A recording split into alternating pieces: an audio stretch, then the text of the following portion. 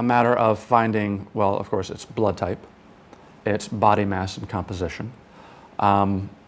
They wanted to know they wanted to know a lot of diagnostic tests as well, just to see where my cardiovascular function was. And at the time I went in to go on the heart transplant waiting list, which was around August of 2010, my ejection fraction was somewhere around 10%.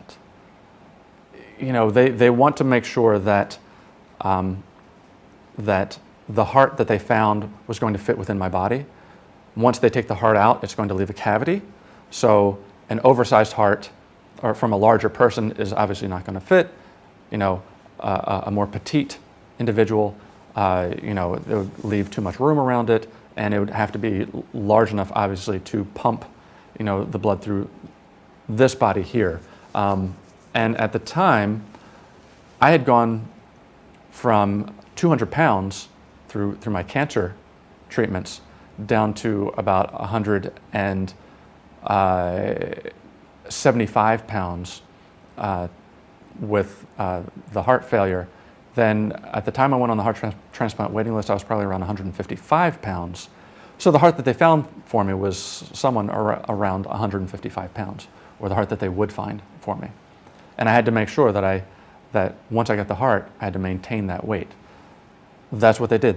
They went out searching for, and it could have been a man or a woman.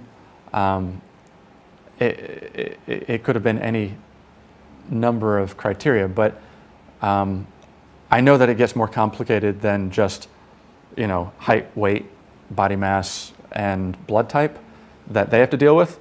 But for me, those are the major factors that I was concerned with. There are a number of other tests that you go through. So psychiatric evaluation, they want to know that you're going to be able to handle emotionally and mentally, you're going to be able to handle a surgery like a transplant. And they want to know that they want to meet your support team.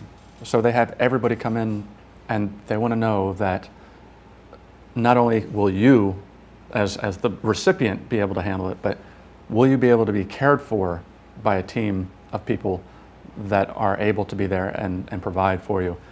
You go through a financial assessment. Is your health insurance good enough? Because transplant medications, immunosuppressants, are expensive. The tests that you have to go through, either on a weekly or, you know, bi-monthly or monthly or whatever it is, whatever that basis is, it all adds up very, very quickly. So they want to know that you are a good candidate. You go through an examination with a nutritionist. What are you eating currently? What should you be eating post-transplant? Are you going to be able to stay on top of this? Because they're making sure that as a good candidate, basically your numbers are good for them, and it's a harsh way of looking at it, but they want successful transplants. And quite honestly, as a recipient, I want to be a successful transplant. So I was totally fine with that. I had no idea how good I'd be, but it turned out in my favor. So.